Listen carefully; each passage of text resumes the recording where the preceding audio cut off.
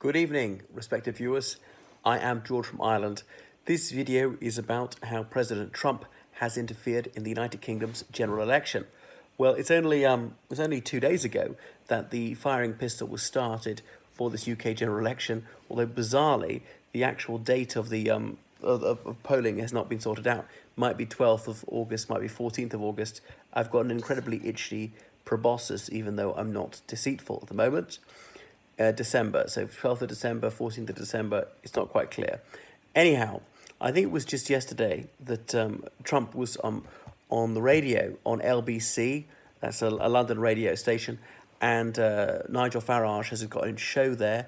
Nigel Farage, who was sometime leader of the United Kingdom Independence Party, all-round Brexit gadfly, and Trump groupie, who gave that very well-known oration at a Trump rally in 2016. Anyhow, Nigel Farage, he interviewed President Trump, and President Trump, he unburdened himself of a number of reflections. He tore into Jeremy Corbin, the leader of the Labour Party, and if Labour wins this election, an unlikely prospect, I know, he would be the Prime Minister, and saying that people should back Boris and so on. And it was quite shocking that he would openly endorse one candidate like that. The head of state of another country like this is just the kind of thing that he denies that the Russian government did in relation to the United States election in 2016. Now, admittedly, the Russian government was much more discreet about it. They weren't so clumsy and so graceless as Trump was to say, we favour this candidate, we hate that one. Okay, they just obviously did it by subterfuge, supposed to be surreptitious, not terribly discreet. But, okay, interfering in his election, it's not against any law. I mean, I don't even mind that much, but some people do. But it would be wrong of Americans not to denounce foreign interference in their own elections and not denounce this. Indeed, many will, particularly Democrats, saying what obviously the Russian government did to our election was unacceptable, deliberately pumping out fake news and trying to slant things towards Trump. And they would also castigate Trump. Not that what Trump did was underhand or illegal, but there we are. So how is this United Kingdom general election playing out? Well, the Conservatives are comfortably ahead in the polls, and Labour are well behind. Labour being the main opposition party. The Liberal Democrats are not even that far behind Labour. So the Liberal Democrats, remember, they're starting from a very low base. Their lowest share of the vote in half a century last time, even though it went up from 8 seats to a princely 12 seats. They'll easily double their seats this time, going up to 24. And this is the incredible thing, just how there's really no proportionality between these seats and votes. Well, I shouldn't say none, but the point is you can go up in votes and down on seats and vice versa. You know, you look at the third party, SDP Liberal Alliance in 1983, with 25% of the vote, and what was it, 24 seats, and their share of the vote went obviously down. The number of seats went slightly down. 1997, 1992, share of the vote was like 19%, but they went down in seats a lot. 1997, their share of the vote went down again to 16%, yet they went from having 20 seats to 46. So although their share of the vote had fallen considerably from 1983, they'd lost about a third of their vote share. Well, more actually, 40% of the vote share. Their number of seats had more than doubled. It was incredible. Or in Scotland that year in 1997, in North Britain, the Liberal Democrats got 10 constituencies. The Conservatives didn't get a single one, despite the Conservatives chalking up more votes than the Liberal Democrats. British history is replete with such examples. So what will happen? Now, Labour, even at their top rating, say 30% is the highest they're predicted to get. The Conservatives, the lowest they're predicted to get is 32%. That top rating, the difference between them was actually quite small, but obviously that would be making some very optimistic presumptions from a Labour point of view to assume that Labour would get 30 and the Tories would get as low as 32. But the campaign leaves a lot to play for. The Labour Party could make significant gains in this campaign, and there was this barnstorming campaign by Jeremy Corbyn last time. He never got anywhere near the Labour front bench after decades in Parliament. So, but the thing is, he was always known as an indefatigable campaigner, the sort of person who could electrify an audience, and very popular with the youth, people who felt that they're economically left behind, excluded, people part of the Occupy movement, social justice warriors, the woke generation, and whatnot. He's not so good at connecting to hardline Remainers because people know that his heart's not in that campaign. Remember, until 10 years ago, he said that the United Kingdom ought to withdraw from the European Union. Hello there, Brett Garside. What's the next thing to point out about Corbyn? But as I said, he doesn't pass the 10 Downing Street test. Can you picture him on the steps of 10 Downing Street going in to be Prime Minister? I think very few people can. Having said that, I don't completely exclude the possibility that will happen. So Labour went up hugely in the last election campaign, gained 13 percentage points through the campaign, which is the most ever. Now, it's very unlikely they'll gain that many, but if they gained even half that amount, they'd be neck and neck with the Conservatives. And how does this break down in terms of constituencies? We don't know. So the magic number to get is 325 seats, and then you control Parliament, perhaps a few less than that, because, of course, the Sinn Féin party does not take its seats at Westminster. So you need to get a bit less than that. So you need to, the 326 might be enough to just have a majority. So some of these people who defected from Labour, or indeed the Conservatives, have become Liberal Democrats and contesting non-Lib Dem held seats. I don't think any of them will win, actually.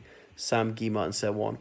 Richmond upon Thames and North Kingston, or I should say Richmond Park and Kingston North, that's the official name of the constituency, is held by Zach Goldsmith, the son of the late billionaire Sir James Goldsmith, and indeed his father was important in the 1997 election, a bit of a spoiler, setting his own party, the Referendum Party, only took like 2% of the vote. But and Zach Goldsmith was tangentially involved with his father's one-hit wonder political party. So what else about Goldsmith? He's seeking to defend this seat, but of course he lost in 2000 and when was it? 15, when he resigned over the Conservative government, saying that they would hold, have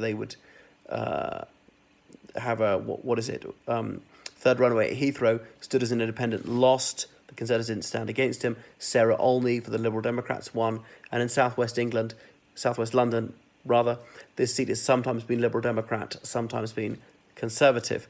So Mr. Goldsmith observes that the Conservative Party only wins nationally if they win Richmond. So that's why he says a bellwether constituency. Last time, Goldsmith won it by 45 votes out of something like 50,000 polled. So that's one of the narrowest margins in the entire realm. It's been a bit of a lackluster start from both parties. Voters are exhausted. They've voted twice in the past 2.5 years. So the idea is will break the deadlock. It might not. The parliamentary arithmetic might be something similar to what it is now. But a decisive win for one of the two major parties is difficult to see. They'd have to have some sort of arrangement. Anything could happen with backgammon. 6 weeks to go. I was speaking to one of my political expert chums last weekend, and he said that the received wisdom is that electoral campaigns make no difference whatsoever, that the great majority of voters have made up their mind before the campaign, and very few of them change it during the campaign. Even if they do, roughly equal numbers changing in either direction to cancel each other out. You live in a box parliament shoebox. I've learned a lot, sadly. I'm not wealthy, but I live on my savings account. Okay, all right. I'm not sure what a box parliament is. There's obviously differential abstention. People who would vote Labour but can't be bothered to vote this time. People who would vote Conservative but feel there's no point, blah, blah, blah. So that's it. So there's a talk about the Brexit party striking some sort of backroom deal with the Conservative and Unionist Party. Bojo would deny all because it would undercut its credibility. That the Brexit party not standing seats against various people. For instance, Zach Goldsmith. He's sitting for a Remain constituency but is a Leaver, which is probably what cost him the seat last time, whereas Sarah Olney is an ardent Remainer and said that there needs to be a second referendum. But as I can't remember what that female journalist's name, said to him, Julia something, the double-barrel surname, when we're going to have the second by-election. Well, you want one by-election, you should have another one immediately. You want another referendum immediately, why not? Why accept the outcome?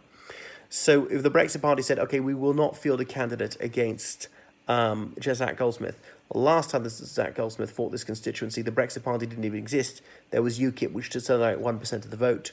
But in a very tightly fought constituency, that could be the difference between winning and losing.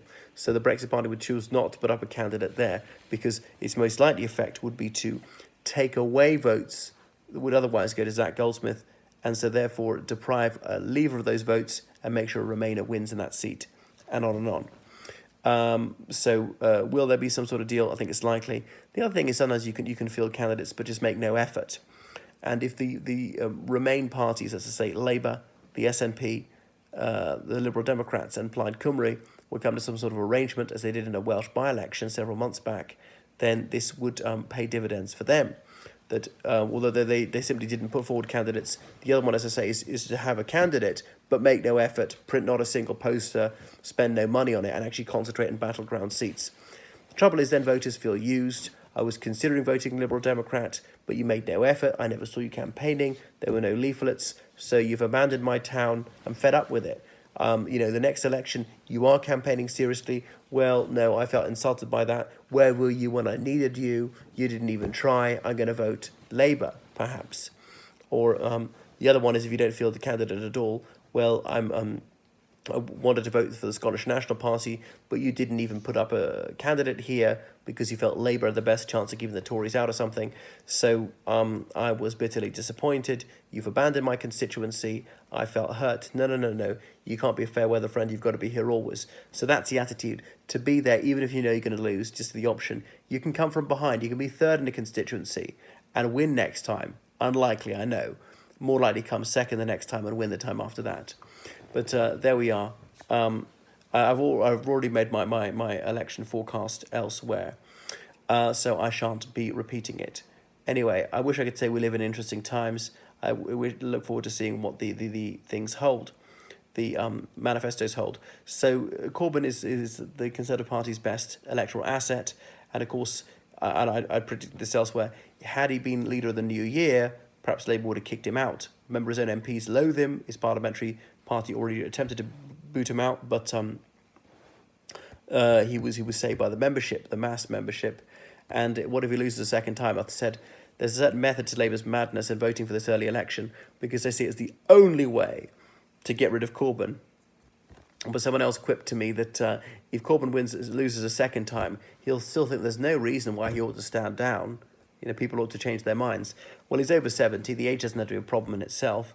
We had Gladstone was Prime Minister in his 80s, and that was in the 19th century. Where living to your 80s was like living to 110 now. Exceptionally rare. Corbyn, I don't think he will try and stay on if he loses a second time.